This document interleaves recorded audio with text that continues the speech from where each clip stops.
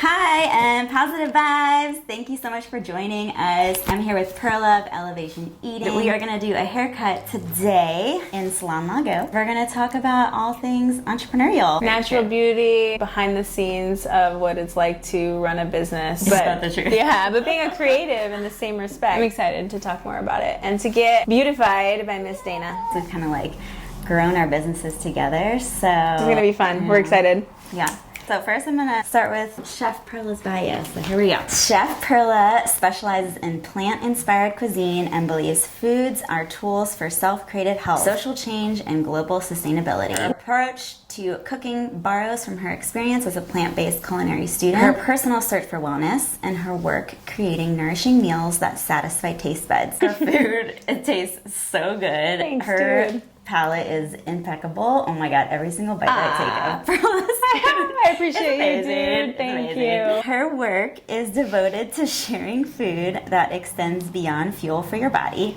She focuses on high-quality, organic ingredients that energize your thoughts and infuse your life with health. She believes the energy of the food you eat translates into the energy of your life, and this belief is the foundation for her personal chef business, Elevation Eating. Elevating it to the next level. Yeah, that's the idea. I feel like a part of why I resonate is you do that caliber of work, but in a different niche. Yeah, we both do it in different ways. Well, it's so important, like what you put in your body is going to emit from the inside out. So. Absolutely. And what you're putting on your body, the skincare that you use and the knowledge that you have around actually like sourcing from companies that are environmentally sustainable. It's like we're doing the same thing in different worlds, because with me with food, it's all of that, but in the context of food, right? Yeah, that's why we vibe. Unite. That's it. Yes. Yeah. Okay, well, let's talk about your haircut. I want to keep the long hair, trim off the dead ends, add as much volume as you can because I have like naturally thinner hair. Maybe a little natural like side swoop bang action. It's just like an easy side bang situation and as much volume as we can get. I mean, I don't want like a mullet or anything, but like, you know what I mean? Are you parting your hair mostly right here? Here or like down the middle? Now, I know when you go to work, it's usually up. We don't want no hair in the food. Yeah. Because usually I have like headbands or something that I'm like slicking it back. We're just gonna do like a trim at the bottom. Yeah. So I've been getting my haircut with Dana ever since I met her, which was like right when I moved here, which was in San Diego like 5 years ago. I've literally just gotten my haircut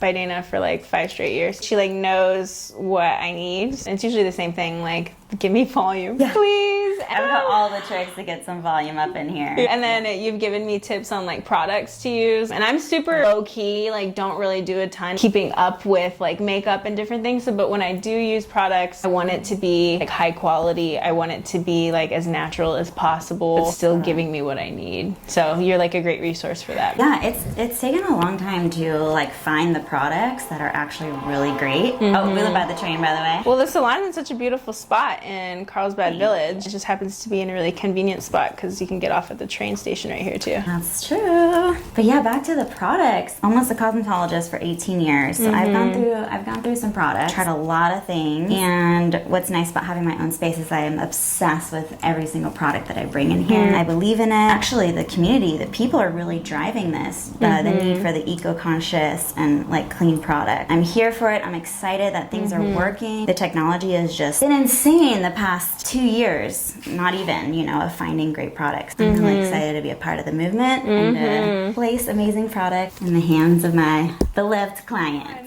I'm feeling good. I got the essential oils, like the massage, like all of it. All of your skill sets are coming out. You have so many. And I thought it was fun how we met too, because it's like we went to so many different entrepreneurial like connection meetups. And I remember meeting a photographer, and I met her, and I was wearing a crystal hat, like a hat like yours, but it was like the rim was quartz crystals. As soon as she's like met me in person, she was like, "Whoa, I know someone that you need to meet." And then it was you. And then we had gone to, I was doing food for some type of connection networking business event. She had brought you to that, and then we met, and from there that was it. We've just been like supporting each other and homies like ever since, and that was like 5 years ago. I would probably say that that's the number one thing that has gotten me to where I am, like and from a business standpoint, is the connections, support of community. Like I really think being in San Diego, the particular group of people that are here are just heart-centered and have helped me tremendously. And collaborative. I feel like everyone here is just, oh, what do you do? And I do that too, and now we're gonna compete and be like really catty. I feel like it's just really supportive. I remember we used to meet up with just friends, and get together and give each other feedback on our businesses and websites, you know, just like promoting and lifting each other up. So I definitely feel that in San Diego. So we hold such power to be able to bring unification to our communities and help support each other. So I love it. I know heart-centered business is such an overused word, but really so many of our homies are doing stuff that's incredible and giving back to people and nourishing people's lives. And that's why I resonated with my MBA program. It's not only just crazy about business, what is it, this stiff upper lip or very like stuffy. It's not like a stuffy business school. It talks about the ethics, the code of ethics, the business of doing business. Yeah. Being like cognizant of that and reflecting that in your pursuits. One of the things that I'm working on is being really clear in like who I'm working with, and I've been calling in like this idea that I want to serve community leaders who reflect similar values that I have in business, as far as like being of benefit to the community, servicing in some way, like elevating them in some sphere of life. Like with me, I create like this conscious, organic, healthy food, but how can I use that to support other community leaders, paradigm shifters, change makers, using that food to like support them in their efforts with whatever like events they're putting on and this and that. And I find myself like getting clearer and clearer on wanting to work with the people you're describing. Well, I mean, when you first started your business, and how did you pull in the people like that to work with? That's such a good question. I'm really big on the power of intention. And like literally the first step to that for me is just like sitting and writing it down. In the beginning, Elevation Eating was a meal prep delivery situation, and it was mostly family and friends. So through that, I was able to get feedback from them. I was able to experiment. And then from there, realizing like, no, you know what? I actually want to hit a certain particular group of people, see what works. So waste your time and like do all the things, like get clear on what you want to start with, and then the mission and the vision gets clearer and clearer. Now I'm to the point where through all those iterations of what Elevation Eating has evolved into and become, now I'm like hella clear on exactly who I want to work with. People who are like in the space of helping to heal, but just someone who's doing meaningful work that's helping to pave a path. You can visualize all day, every day, but if you don't take the action, like that's not gonna get you. It's like a combination of the two, the mental work and like the actual like activation portion of that. And then it's an ebb and flow of that. It's a process. I think it's so important for entrepreneurs to have a brain dump session. Yeah, for sure. Where if you have an idea, just kind of write everything out and just kind of get it all out. You know, any idea that you have, any way it can go. There's no wrong way to do it. I think that also kind of helps with my anxiety. If I have a lot of ideas swirling around, it's like, okay, let me just like jot this all down so it doesn't keep me up at night. Also, you don't want to lose out on some of those ideas in the moment where you're like, oh, that's genius.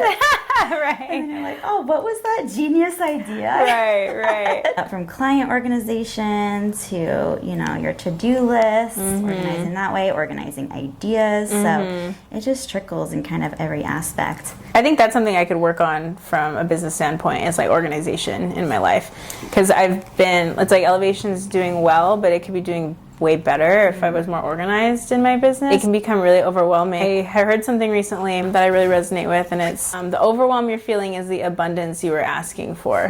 I think to myself, how can I cultivate more peace and really like anchor in these like just a grounded way where I don't feel so overwhelmed by all the opportunities, and it's huge blessings and I'm so grateful, but how can I organize it? We're holding these like multiple dimensions of ourselves, so shouldn't we also hold space for ourselves to like, you know, self-care space, sacred space, like have more time to play. But right now with Elevation Eating, there's so much that I'm just like taking on that it's like, okay, let me organize my life so that I can honor all these different facets of myself and still serve from the overflow, as opposed to even serving from like an empty cup, or not even serving from a full cup. That's a common one going around out there right now, and I also really resonate with that. So I think organization is going to help me to serve from overflow. You know, no shame on like organization. However, organization will take you to those next levels, because you can actually have a bird's eye view of what's going on in your business and see what's going on, even financially. As much as like creatives, you know, we don't want to talk about financials, and it's like, you know what, if we just sit down and do the uncomfortable, just get it done, then it's just done. And you can like organize the numbers and kind of look at everything. So we're gonna work on that today too. Yeah, that's great. Let's do that. There's so much like mentorship, even just like in passing, when when we talk about the different events I've done or this and that, you're like, oh, you could be doing this and that and this, and it's like, yeah, I could be. Honestly, spill it on me. Like, what would you recommend for someone who feels like they're in a place where things are going well, but I know they could be doing better if I was more organized. Like, what do you even say to someone who's like in this position? Like, where do I even like start? I feel like it's so tailored to you, so I'll ask you a specific question. So it's like, do you feel like it's organized before you go to your job? I guess maybe it's more like behind the scenes stuff. Like, I don't have a project management system or anything that I really use other than you told me about Trello. Maybe another thing is like actually organizing, like blocking off time for self versus just taking on anything, anytime. And that happens because, you know, we're excited to get work, and so, you know, you say yes, yes, yes, right. And then all of a sudden you realize, oh my gosh, I'm so crashing and burning because I'm saying yes to things and maybe not saying yes to the things that are really hell yeses, that are just bringing in the money. So that does happen, and there is like a rebound. I feel like you do have moments where you're like,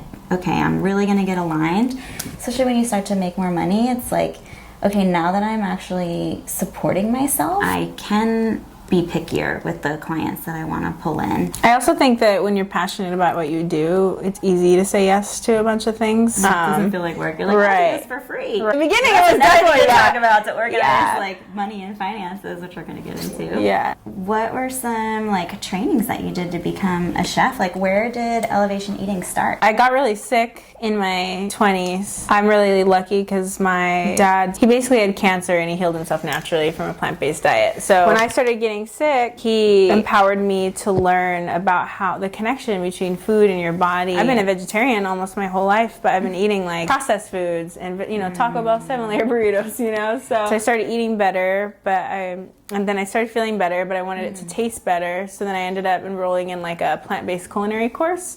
It's a 6-month program and it was amazing. I learned so much from it. And I knew I wanted to do something in my pursuits. At the time I was going to school for sound engineering, but I dropped out because I was so sick. And once I started getting into cooking, I realized I was really passionate about it. I started on my day job, I worked retail. I started making like mason jar salads and bringing them in. And my coworkers kept asking me to start cooking for them. And I was like, really? That's so, like, wow, okay. Like, I did just do all this training around it. I could totally try it. And that's what turned into that meal delivery services. It was really just friends and family and coworkers in the beginning where I would make these like 3-day, 5-day, 11-day cleanses where they would just eat 100% like vegan, plant-based foods and do these like deep detoxes. And then I learned that I love cooking for people, but I also really like educating people around doing it for themselves because then it's more sustainable and then that positive ripple, you know, they're impacted individually with their health, but then if they're able to do themselves, then it can help their families, it can help their friends. That ripple effect just goes out farther. When I moved to San Diego, I started doing it for bigger groups and I'd integrate a 20-person workshop and then also educating them about different things around like the energetics of food, or I like focusing on like the energetics of food in the sense of like being a conscious consumer, being conscious in your consumption, the health benefits, the community benefits, supporting like local farmers versus, you know, big agriculture. But that's basically, the training started from there. Going into retreats has been really beautiful too because it's like containers where people are really doing deep work, transformations are happening, and kind of work requires a certain level of nourishment, and it makes me really happy to be able to like go in and offer that. I've been integrating like sound healing and meditation. I call them food activations, and it's kind of a catch-22, and I know it's my own fault, but it's like the busier I get, it's like, oh, I don't have time to do that. Yeah, it's like I don't have time to do that. I'm like, no, I really do need to like slow down in order to lay all of that out. Then also like elevating the prices because I don't want to scale in a way where I'm hiring a bunch of people. I would rather be just more intentional what I can say yes to. I'm going to move into expensive but worth it situation, but then also balancing that out because I think what I do needs to be accessible to community at the same time. Healthy food, I think it's a human right, a basic human right. I think everybody should have access to it, and unfortunately that's not the case. If I can create a model where in pricing, which is something that I'd love to like talk more about, clients can hire me to do retreats at this certain price, and yeah, it is like that quote unquote expensive but worth it. I can also have a give back model where I'm actually holding space for projects and events. It's an accessible price point. I want to be able to do both. Obviously still have a sustainable business. If I were to scale, I wouldn't want to like hire like a big team or anything. If I could find somebody who's as passionate as I am, I guess, maybe 1 or 2 people, I would definitely be open to that. I love the person-to-person connection so much. You get FOMO? I don't know if it's that.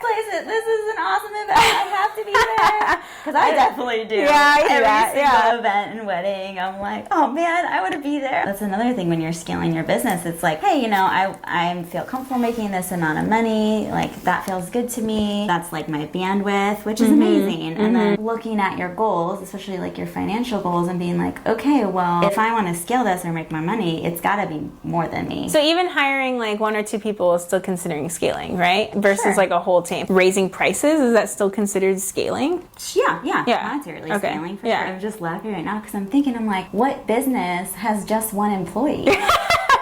Okay, so tell me about your farm. You and your family just purchased, which is amazing. Yeah, it's very exciting. So we got 2 acres, and there's so much potential because there's already an orchard with like 80 citrus trees. There's an area where we can create like a community space where we can hold workshops. We're really passionate about like holistic healing modalities and art. We could just do so much with the community. How do those feed each other, like those 2 visions? And is there a team involved in that? I guess I really just need to sit down and do my brain dump. Well, that's a good reminder because constantly throughout your business, you have to like sit down, hash things out, and see where you're at. I just call them growing pains because I'm like, okay, now I'm taking the business to like this next level. It's some growing pains because I do need to have some more people to hire to take on these ideas. I know when I first started Just Lago, I was looking at different events that I could do. It was like, okay, I can't be doing smaller parties where it's time to drive out there. It's a lot of supplies to bring. It's like all this stuff. You do start to look at the different events that you can be doing. I mean, you want to feel good, of course. Right. Like, we're always stemmed in that, the feel good. And also, once you get to this point, it's like knowing either when to grow a team or, unfortunately, cultivating and kind of whittling down the things that take a lot of energy and aren't really giving that much energy back to you. Right. It can't be spread so thin. Yeah, I've sat with that for sure. Retreats is like my absolute favorite thing to do. And I think organizing everything around that, what are the systems I need in place? Keep that organized, and then also the marketing around that. How do people know that that's what I'm going to be doing? That's what I'm thinking of, like organization. Should we dive into it, or should we? Yeah, I'm ready when you are. Shit, girl. Yeah, no, I'm down for diving in. You want to factor in your time now, right? And you want to factor in all your energy, all the prep work, all of your training. Everything that goes into it, even down to like the admin side of things with the email correspondent and writing your invoices and the time that it takes to do all of this. Okay, so now you want to ask yourself the hard question of how much would you like to be paid per hour? Per hour. So it's so interesting because the way I think about this is so differently because I think like, how much do I want to profit for one retreat? Versus like not considering all the time that I'm spending. So it's interesting to look at it this differently. So I'm at 50 hours. For one retreat, it's like 50 hours so far. Okay, wow, that's really interesting to like break it down like that. So good.